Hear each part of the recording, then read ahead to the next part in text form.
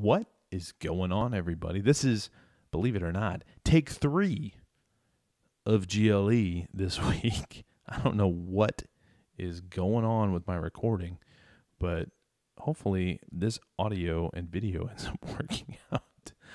I've been dealing with some imposter syndrome this week, and I don't know what's going on. I think it's the fact that our systems have been changing with the new baby, and no excuses, but haven't been putting out the same amount of content. I've got a lot of content that I want to share with all of you, and this podcast, GLE, is a huge part of that, and that's something I haven't dropped. Going to keep doing it. We're in it for the long haul, and I'm excited to get back up and running and put out more content regularly on the social. So I want to share some thoughts with you today on some things that I'm not sure I've worked out fully in my head, and I'm not 100% sure are right necessarily, but the things I've heard others say and some things I've been tossing around in my head about what leaders are and what they do really, what do leaders do? The first podcast we did was why lead everything? Why? Why would you even aspire to lead things in your life that you're called to do? This one's more about what are things that leaders do? What do they do? And I'm going to just run through these, expound on them a little bit, and I'm really curious your thoughts. If you agree with some of them, let me know. You can go to goleadeverything.com. You can find me on social. Set up time with me. Let's talk. If you go to goleadeverything.com, you can literally book time in my calendar tool, and we can chat. I'd love to talk with you. Love to get to know you and see how we can help you, plug you in with good leaders. See, maybe if you're a good leader already, that we can plug in with other people. Go Lead Everything was not, hey, Phil's a great leader. That's not what it's about. It's a growth opportunity for me as a leader to learn from people, learn from amazing leaders, share them with the world, and hopefully impact a couple people that can then go help potentially who knows how many others. So I'm going to run through these. Hopefully a couple of these may resonate with you. Maybe some of them are going to trigger you a little bit and trigger thoughts. I don't mean trigger in like a bad way. I just mean, trigger thoughts, trigger your thought process. And I'd love to hear from you so I can grow too. Number 1, leaders don't always have to entertain you. There's lots of really good leaders that I've been intimidated by over the years, intimidated because of my insecurity. They can get up in front of a group and really entertain a group very well. And that's something I've focused on, I've looked at. I'm kind of a student of stand-up comedy. I love stand-up comedy. I love the whole craft around building a premise, telling a joke in a way that works, where you can get a reaction out of people. Always been kind of a student of it. I love that. But leaders don't always have to entertain you. Sometimes leaders are there to simply push you to be the best you can be. Often reminded of Michael Jordan in this documentary on Netflix. I'm amazed by exceptional athletes, people that are exceptional at anything they do. People who played with Jordan obviously respected him, obviously knew he was good. I don't know how much they really liked him. I don't know how much they really liked playing with Michael, because he was not necessarily nice or entertaining or like fun to he might have been fun to be around. I don't know. I wasn't around him. But from listening to some of those guys talk, he wasn't exactly like the most chilled dude. He was pretty intense and pushed people. And I think some of the best leaders do that. They push people to be the best they can be, and they might not like it, and they might not be entertained by it, but I thought that was interesting. Let me know what you think about that one.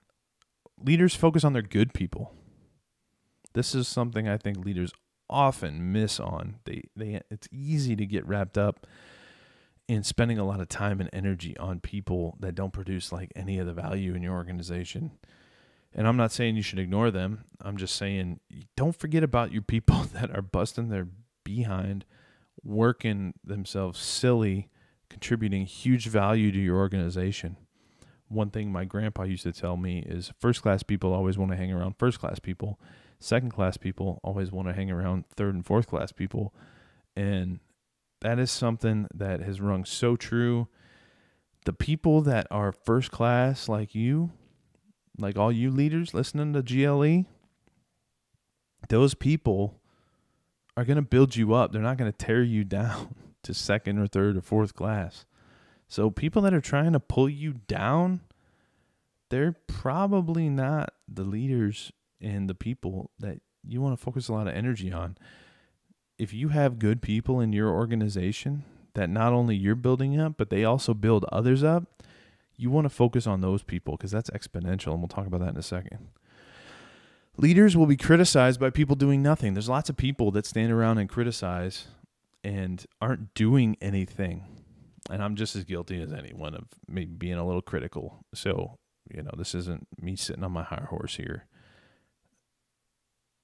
Get out there and do something. You have the power to impact people in every conversation, every meeting, everything you do every day. Every time you're talking to somebody buying a coffee, you can impact lives around you all the time. So leaders are always going to be criticized by people who are doing nothing. They're not doing anything to impact lives. It's easy for people in those situations, and that's that second class, third class, fourth class. The real winners, the real leaders, they're not out there criticizing other people. They're not. Not in that way. There's constructive criticism, and then there's a lot of people that just do a lot of talk without doing themselves. So, hang around those people that are doing themselves and trying to build up those other doers around them. People without vision and purpose will not understand your passion. Kind of along those same lines. They won't understand what you're trying to do. That's okay. You're not always going to be understood. You don't have to be understood. The old Stephen Covey, seek to understand, then be understood. Yeah, leaders seek to understand, then be understood. So it's more about understanding others and not being understood necessarily. You got to do the right thing as a leader. People that are average and below barely and rarely climb up, but often tear down and try to pull down. So along those same lines, if you're around people that are tearing you down or trying to pull you down, slow down. Be patient. Yeah, there's a place for patience. Sure, patience is a virtue. But if people are constantly kind of tearing you down, then you're probably on a different trajectory, if that makes sense. And that doesn't mean they're bad people. It simply means that, those people that are above average, those exceptional people, I've never met somebody that's killing it in everything they're doing that's tearing other people down. Ever. They're too busy doing their thing and helping other people be successful to tear other people down. They just don't do it. So if people are doing that to you, I'd question it. Be cautious. Exceptional people raise up other people to be exceptional. Along those same lines. Be around people that want to build you up to be exceptional. Be even more exceptional than you already are. Leaders push others to be their best selves, and they do it with love and selflessness. Leaders, lots of times, especially maybe insecure people, they can feel like they're selfish, like they're doing something out of a self-motivated, it's all about them. But the real leaders, they're doing things with love and selflessness, and they're pushing others to be their best selves. They're not doing it for themselves. So push others around you to be their best selves. Build people up. Raise people up to be exceptional. Leaders are not people pleasers. They focus on doing the right thing, not making people happy. Doing the right thing will make the right people happy. Leaders aren't worried about making people that are doing the wrong thing happy. They're worried about doing the right thing all the time, no matter who's happy. And the right people are going to be happy that you're doing the right thing. Leadership is exponential. You could help one person the right way, and they could help potentially millions of others. They could impact millions of other people just helping one person. So don't be worried about, how many people like you and stuff. It's not about being liked. It's not about being loved. It's about doing the right thing and helping the right people that also want to do the right thing. And you're going to face a lot of criticism. People aren't necessarily going to like you. It's okay. Do the right thing. You can help if you could help one person the right way, who knows how many lives that could impact. It can impact generations for millennia. You have no clue. Think about some of the people that we think about from the 1500s, maybe, for all you Lutherans out there. Jesus Christ, 2,000 years ago, right? The Bible, all these old books that have been written. I mean, we're talking about people being impacted for millennia, right? Just sharing truth. And what happened to them? They were crucified. They were beheaded. They were stoned. People didn't like them. But guess what? It changed the trajectory of the world. And it's all about eternity. There's temporary and there's eternal. There's important things that are eternal. There's worldly things that are also important, but maybe not eternal.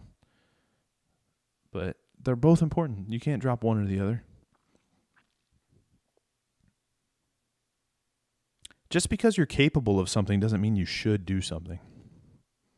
This is something I've struggled with a lot because you kind of get in these ruts where there's lots of things to do and it's really easy. It's honestly an easy, thoughtless path for many people to just do things themselves.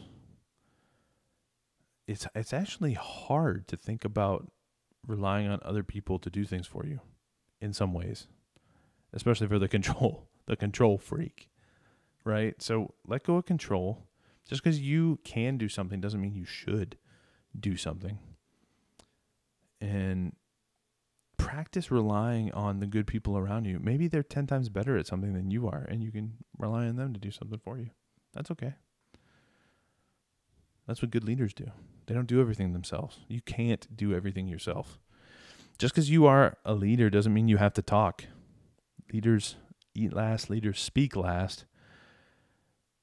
I'm reminded of Jesus standing in front of the scribes and Pharisees being accused, a bunch of false accusations. He just stood quietly. He said some things, but you don't always have to speak. Truth speaks on its own. If you're facing criticism, if you have people around you, maybe that are screwing up, maybe they messed up a little bit, you don't always have to speak. You can just, sometimes people need to figure it out on their own. You don't always have to correct people. This is a habit many of us have. We feel like we have to always correct people. Sometimes it's okay to let people screw up. That's okay. Not always, but sometimes.